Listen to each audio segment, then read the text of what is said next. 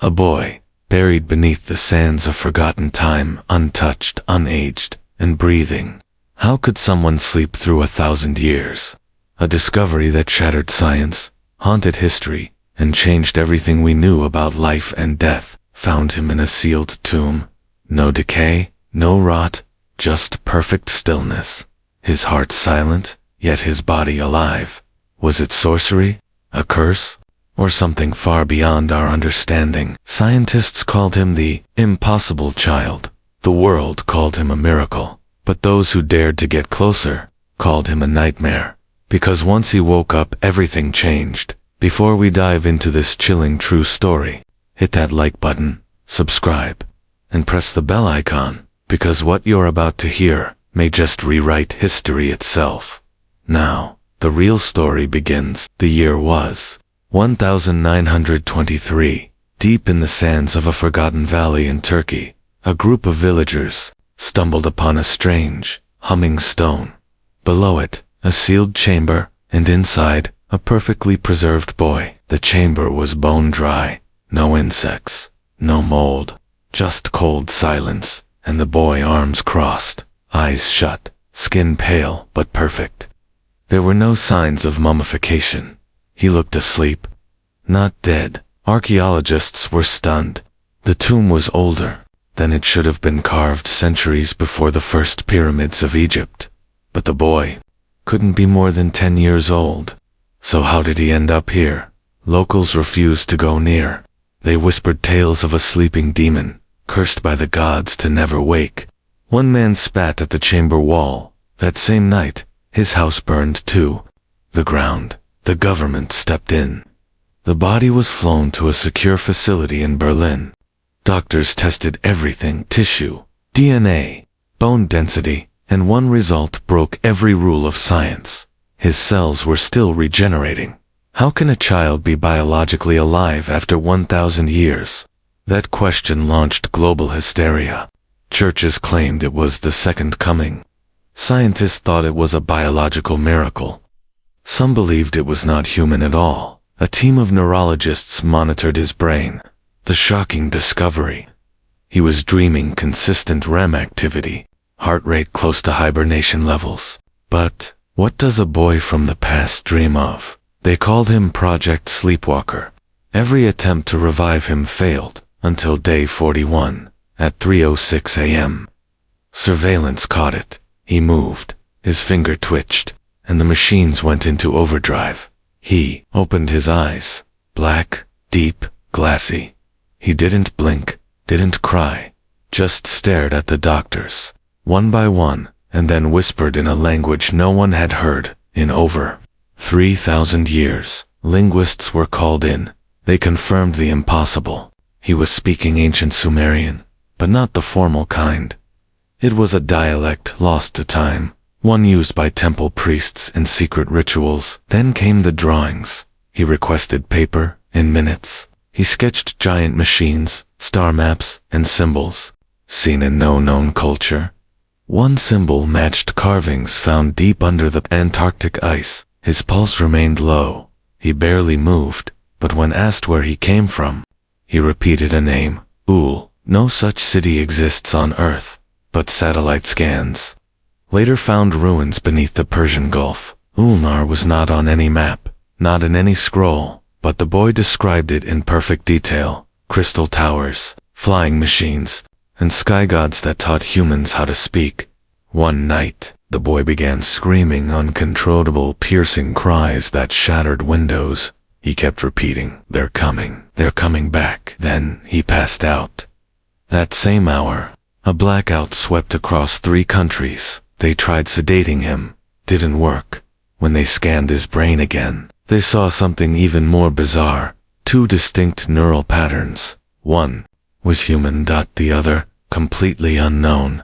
At this point, intelligence agencies got involved.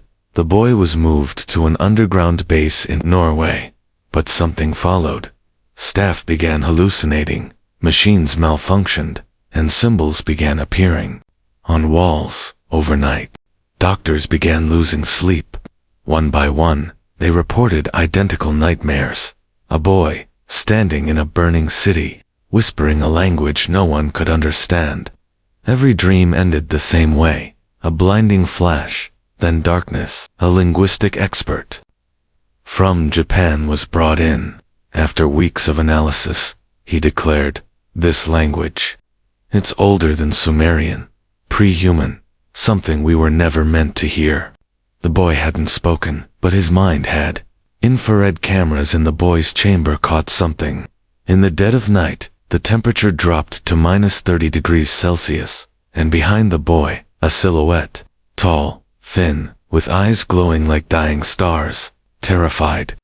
The team sealed the room, but the next morning, every door in the facility was wide open. No alarms, no footage, just a single word scratched on the wall. Awakened, the boy's heartbeat became irregular, not faster, but slower, one beat every 60 seconds.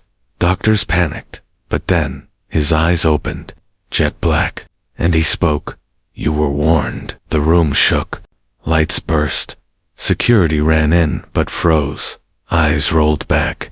Every screen in the base flashed an ancient symbol, later identified as the sign for the Forgotten Ones. Experts cross-referenced this symbol with ancient cave paintings across Africa, Asia, and South America. Same shape, same warnings, but thousands of years apart. The conclusion? Something buried deep had awakened with the boy. One scientist tried to destroy the body. He never made it to the room. His heart stopped mid-hallway. Autopsy revealed his brain had been completely erased, as if something didn't just kill him, it deleted him. They called in a priest. He lasted 3 minutes, then ran screaming. "He's not a boy. He's a seal, a lock. If he breaks, everything breaks." But the boy only smiled.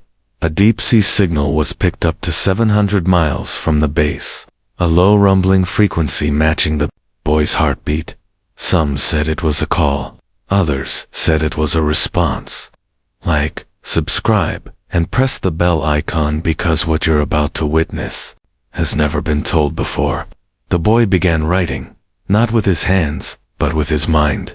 Metal walls bent into symbols. Every letter matched lost texts from the Library of Alexandria books, long thought destroyed, now rewritten.